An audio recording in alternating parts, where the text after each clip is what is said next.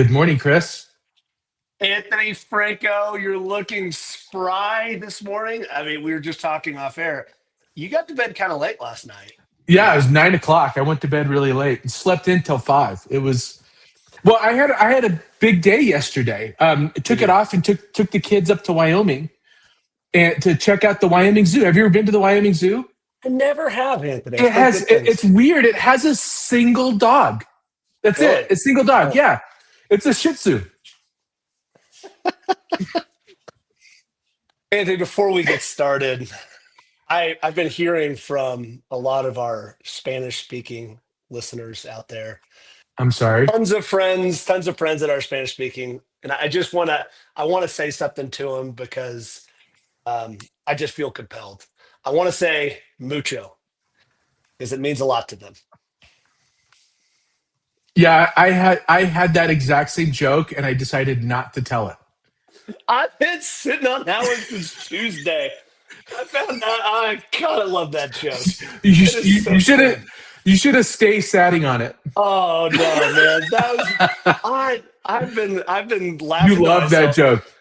Mucho. You've been giggling. You've been giggling since Tuesday. I've been in my car telling myself that joke and just laughing out loud. Like I think it's great. I do like the Shih Tzu joke. That's a really good joke. It's a Shih Tzu.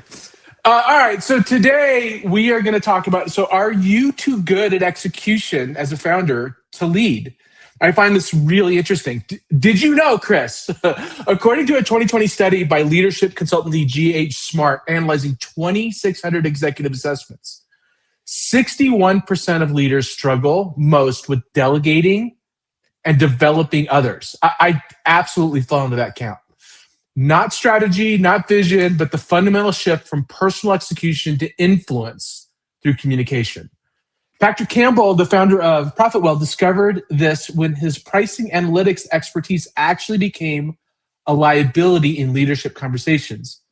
His team needed directional clarity, not data dumps. He shifted from explaining models to painting outcome visions, transforming his communication from operator precision to influencer resonance. Today on How to Founder, we're going to be talking about making that leap from essentially operator to influencer or operator to leader. I'm your host, Anthony Franco. With me today is my wonderful... handsome, smart.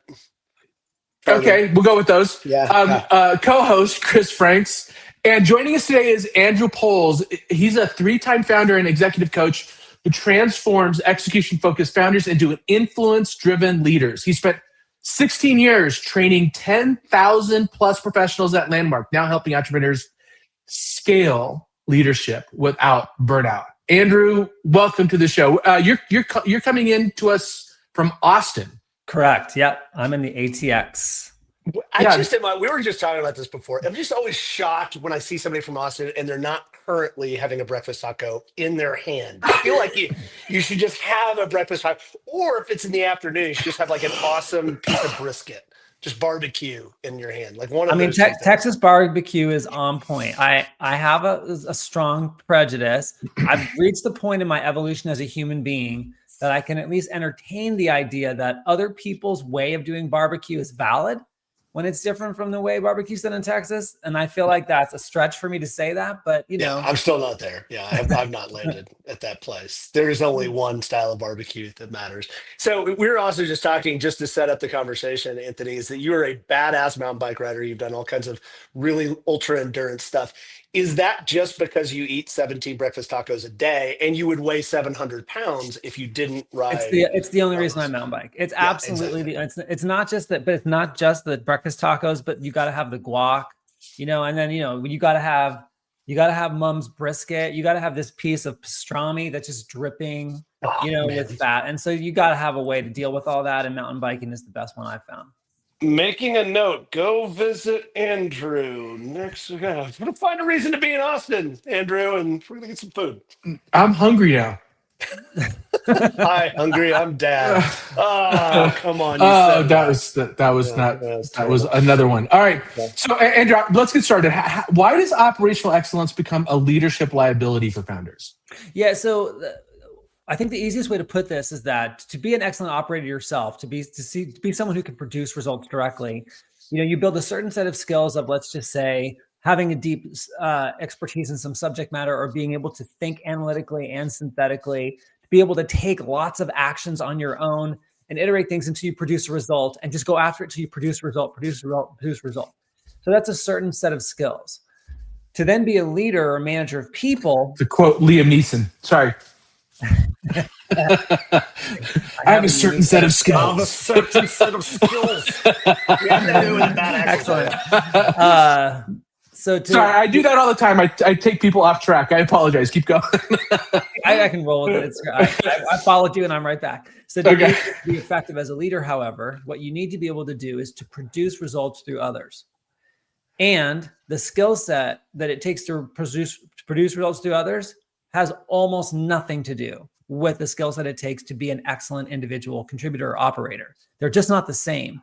So one of the reasons why it's challenging is because most people who are super strong operators, and that's how they get to the opportunity to be a CEO or a founder, they've almost never needed to be managed. They just don't need someone to manage them. They know how to produce results. So they don't even have a model of what good or bad leadership, good or bad management looks like, because they've never needed anyone to manage them. So now you're stepping into a role where the skill set is not one that you've built, and where you don't have a lot of contrast.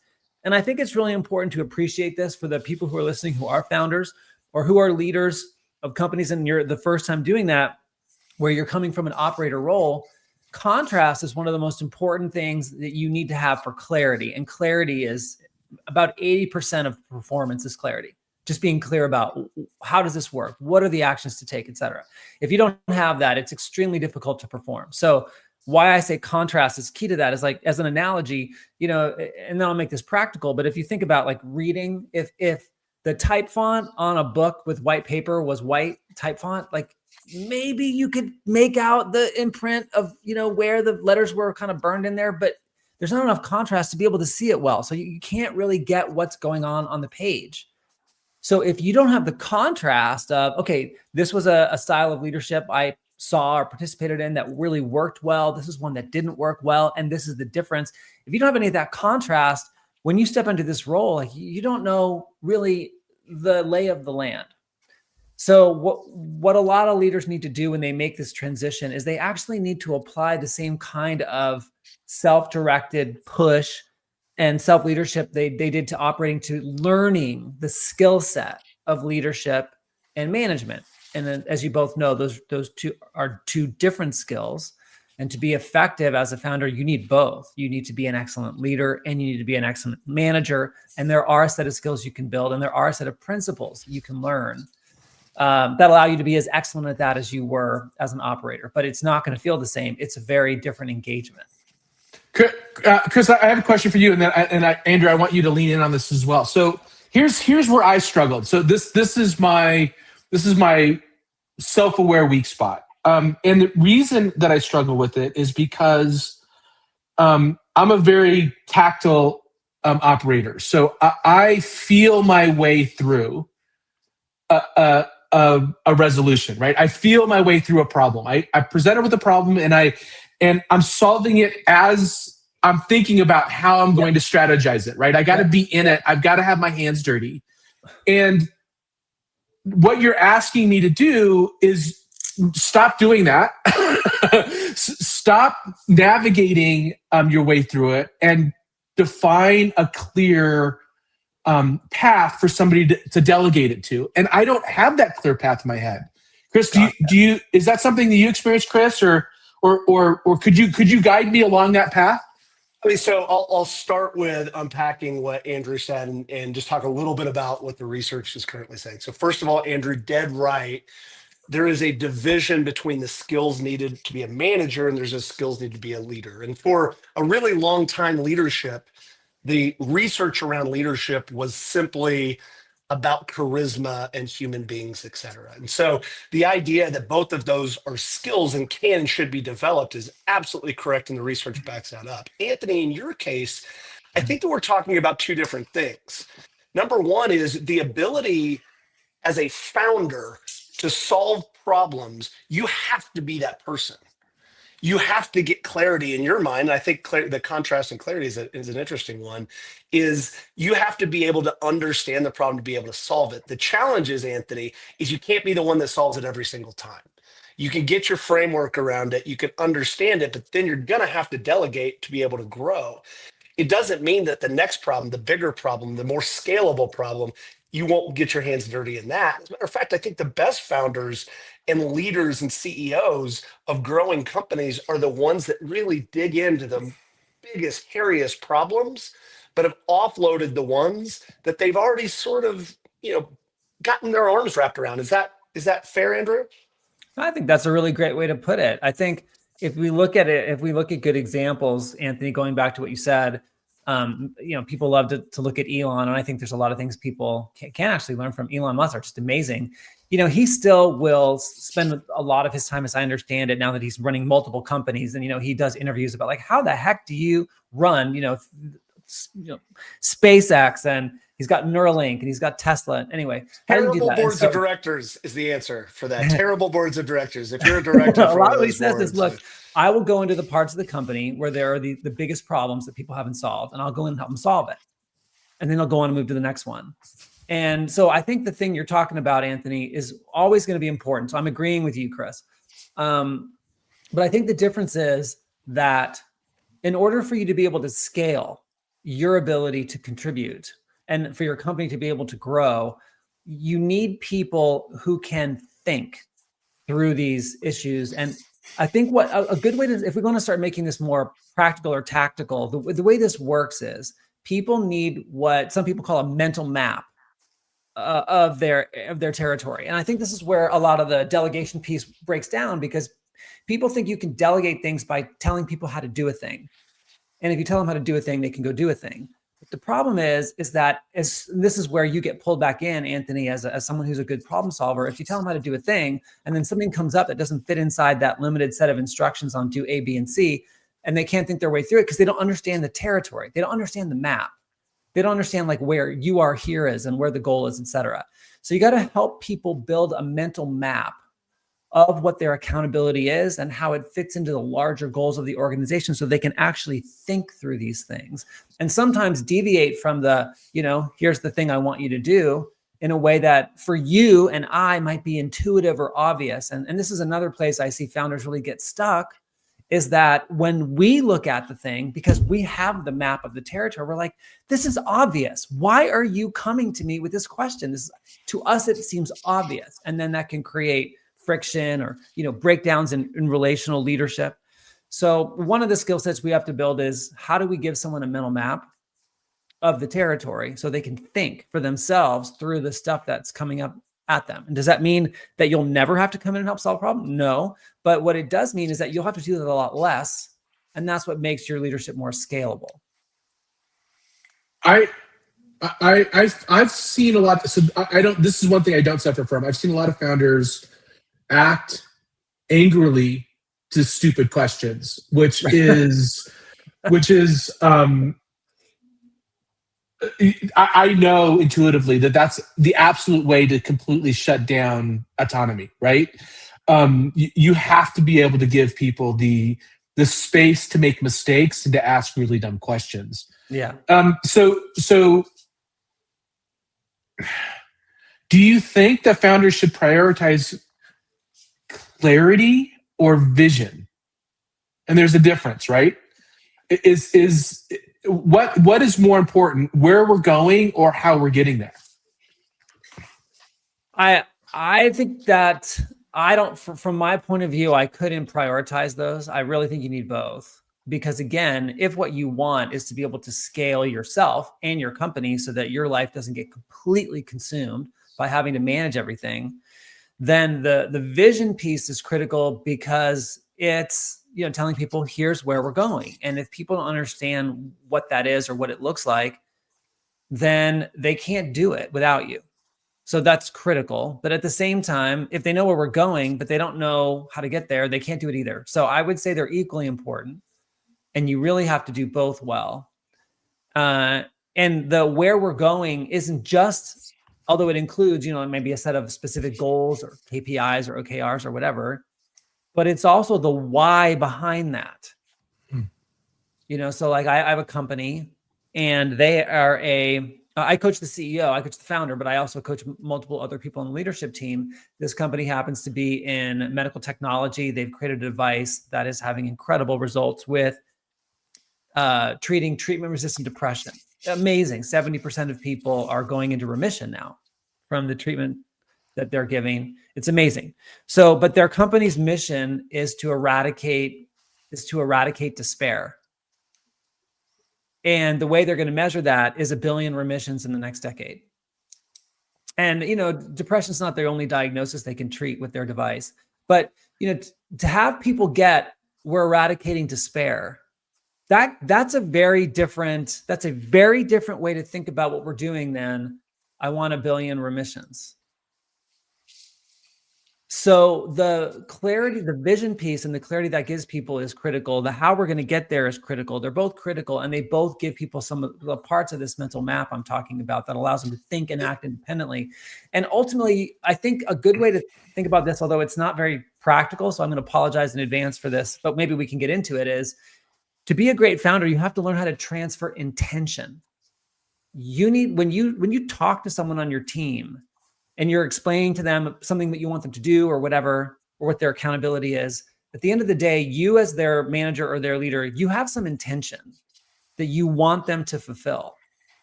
And all the protocols and the SOPs and all that stuff, all the KPIs, they're all just ways of enabling people to ultimately fulfill your intention. If you don't transfer the intention, if they don't actually get, this is the intention that my role exists to fulfill, and I'm saying it in that way real specifically, like my role exists to fulfill Anthony's intention around X, then like things happen like misalignment. You know, people start inserting some of their own intentions or what they think they should be doing or whatever that may or may not be aligned with what you're really wanting them to do.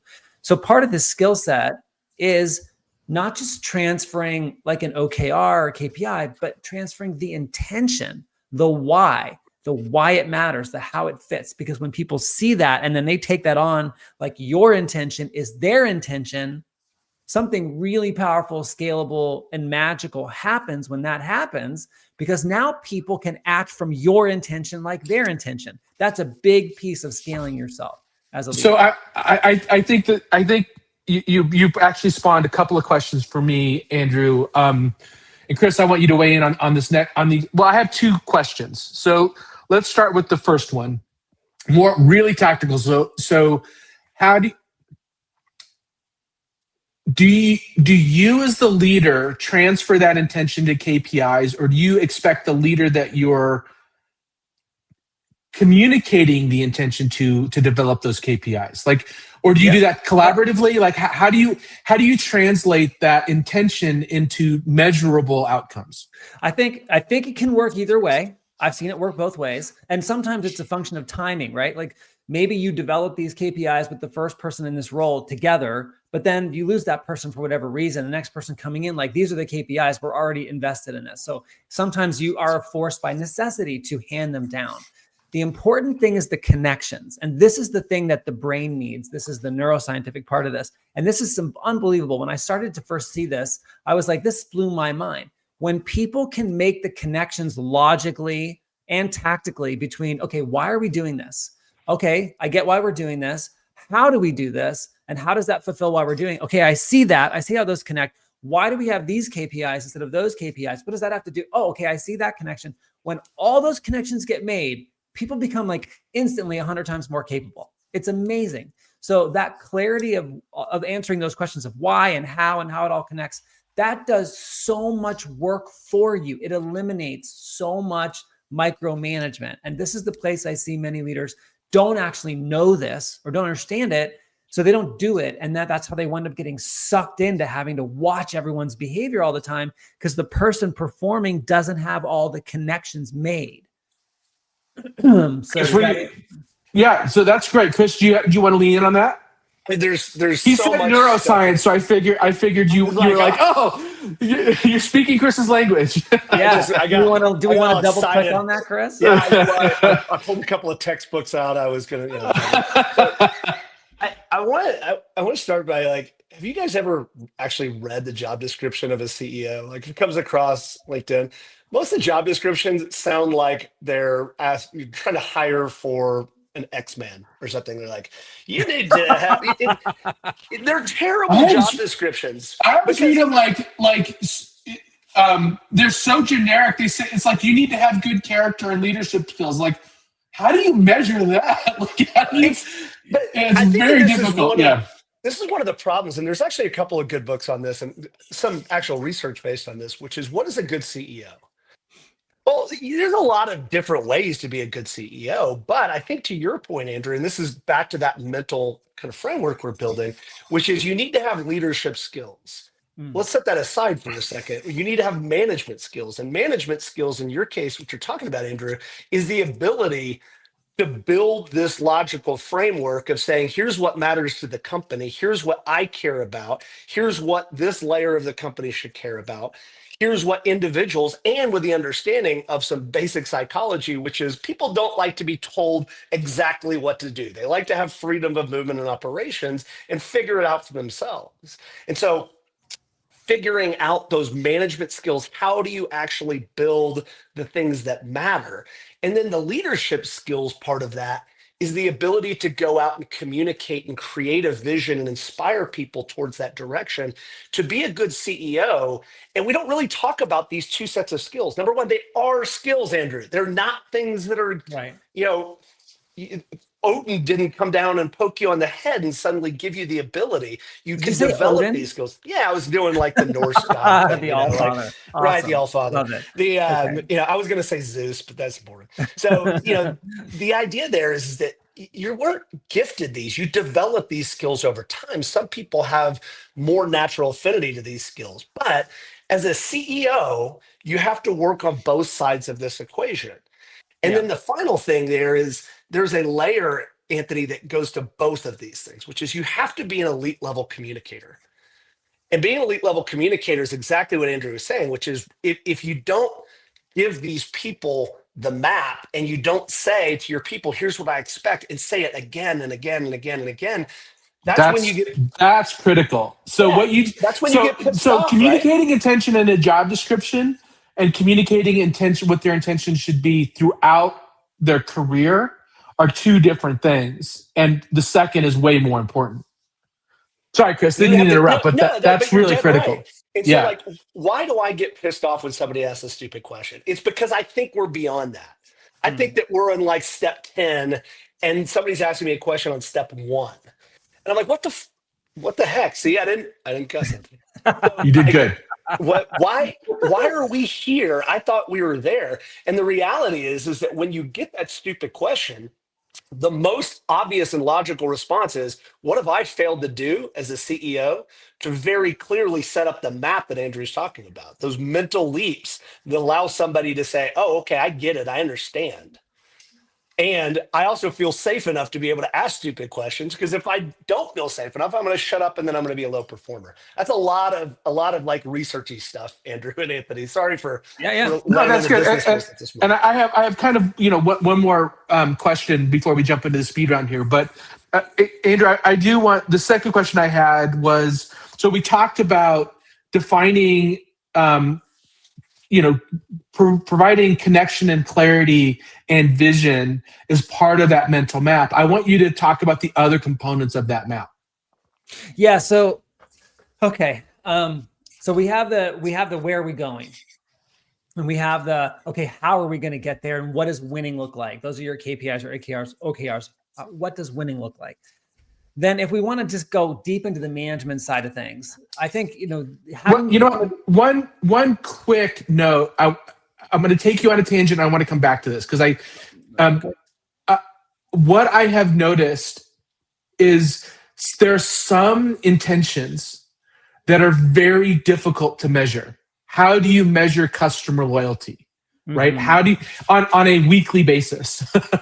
There's some things that are really difficult to measure, but that doesn't mean you measure nothing. Yeah. So you have to pick something to measure, and then decide later if that's the right, if that is if there is some correlation or causation between that KPI. Anyway, there's a lot of these things when you're dealing with leaders that defining the KPIs feels like it's impossible, but just measure something that you know you can regularly measure, that you can correlate. Anyway, sorry, just keep going on that. Okay, on great. the map. Yeah. So since we're talking about now the domain of management, I think the principle that managers need to understand is that you can produce any result that is possible. Anything that is possible, you can produce any result by taking a sufficient number of the right actions at the right level of quality. Full stop, period, end of sentence, right? So if it's possible to do, it gets done through action. Actions produce these results, and that's how it works. So as a manager, what you're trying to do is engage with this person in such a way that they are consistently taking the right kind of quality and quantity of actions to produce the result that they're accountable for. That's the simplest way you can put it. Now, so if you get into that, then you need to understand, well, what drives people's actions? Why do people act the way they do? And when they're not acting in the way I need, like what do I need to address?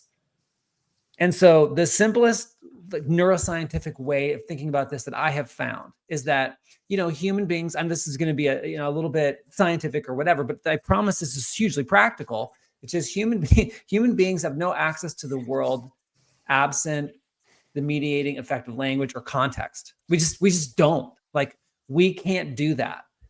So other animals don't seem to have this problem. Like, your dog never misses a Frisbee throw and goes, oh my God, I'm such a bad Frisbee player. I knew I should have picked up golf. And, and this belly I've got, no one's going to want to, sleep with me. It's like, you haven't met my dog.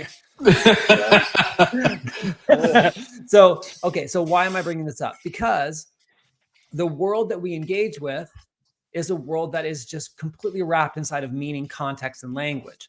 And people can only act in ways that make sense, that are consistent with the way that they view the world, the way they see the world. And that is different from the way the world is for each of us.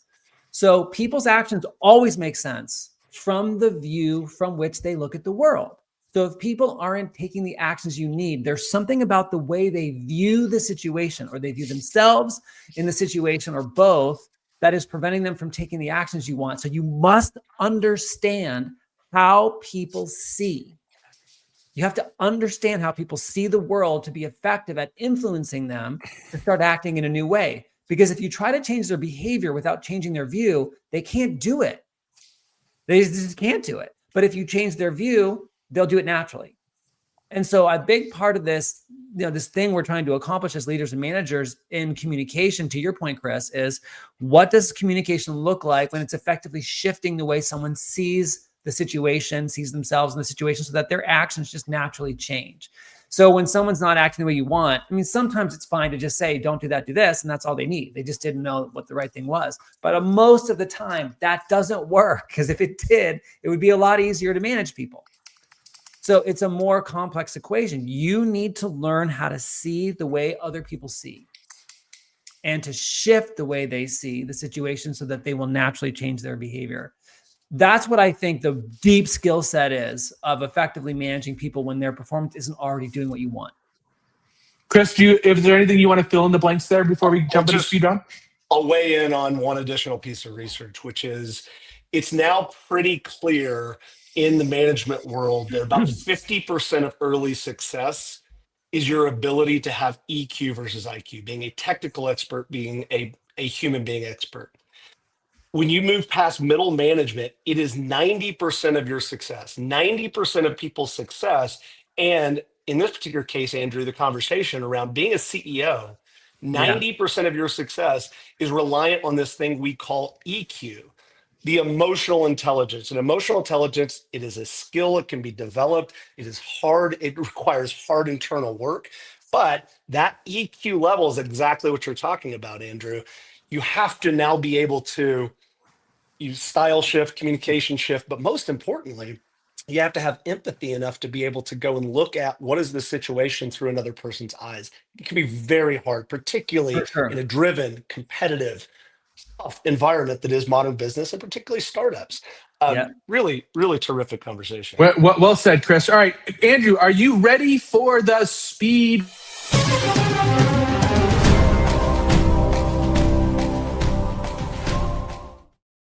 CEOs who stop doing the work lose touch.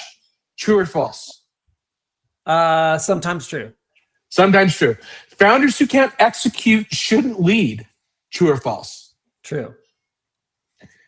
The team is ignoring your vision. Do you change the vision or do you change the team? Neither. All right, you got to explain that. Well, I mean, I think that's just a false binary. Okay. I think you could easily say, hey, you failed to communicate it well. You failed to actually get people enrolled in it. Now, if people refuse to get into the vision, maybe you change the team, but that wasn't what you asked. All right, fair enough. What percentage of strategic thinking time is just procrastination on real work? Oh, wow. God, I have no idea what percentage. I don't know. For you and I, Anthony, it's not 100. It's not zero. Yeah, Okay. It's somewhere between 1 and 99. Great. If you're the best executor in the company and that isn't going to change, do you keep doing it or do you start leading? You have to start leading. Is there have a tiny company? Is there an alternative to where you might need to bring in a leader? You could do that. Sure. Yeah. Good point. Hardest false binary. You set me up. Yeah, I think that's a really hard question to ask founders, though. It's a really hard ask, right? It's like maybe you're not the CEO. Maybe you're the best executor. And Chris, I know this is a speed round, but I have to say this, what you said. This is one of the hardest things to talk to people about because on the one hand, to be a founder, you have to bet on yourself and the investors are betting on you. But at the same time, you have to be able to look at the question, if I'm going to do what's best for the company and the mission, yes, I have to consider it. Maybe is someone else going to be more effective at this than I am? Should I step back from that role? And it's how do you hold both of those things? That's a tension. That's a real cognitive dissonance. It's a challenge to hold both. I totally agree. Chris, wrap this up with founder fundamentals. Lots of great points for the takeaway. Contrast is key to clarity is the first thing I wrote down. Our job as a CEO, it has two different skill sets. Number one is management. The second is leadership. We need to develop both of those skills. We have to build a map. We have to tell people where they're going, why it matters, and have people give the freedom and flexibility to go and achieve that in their direction. And really work to try to understand how people see the world. EQ is key to being able to develop.